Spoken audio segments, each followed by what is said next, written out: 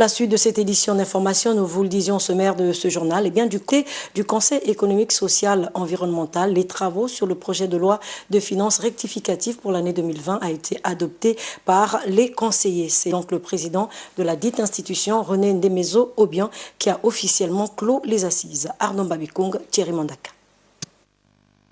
À main levée, les membres du Conseil économique, social et environnemental ont à l'unanimité adopté le projet d'avis relatif au projet de loi de finances rectificative pour l'année 2020.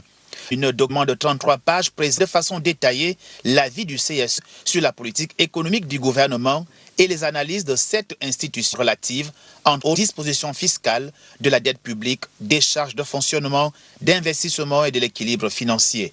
Les échanges, effectivement, ont porté sur la politique fiscale du gouvernement, sur la politique d'allocation de dotations budgétaires et sur la politique fiscale.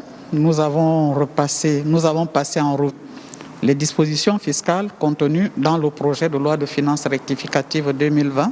Certaines nous ont paru opportunes, d'autres nécessitent la mise en place de certains préalables pour qu'elles soient effectives.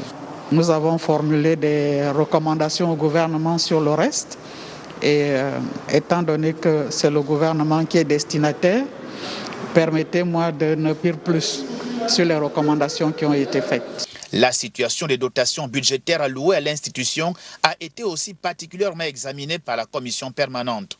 Le rapport sanctionnant ces travaux sera mis de droit les toutes prochaines heures.